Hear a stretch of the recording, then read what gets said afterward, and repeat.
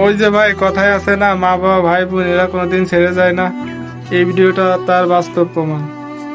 দেখুন, এ এনার বড় ভাইটির কি অবস্থা, তাও এনার ছোট ভাইটি তার দেখাশোনা লালন পালন সে এখন নিজেই করছে।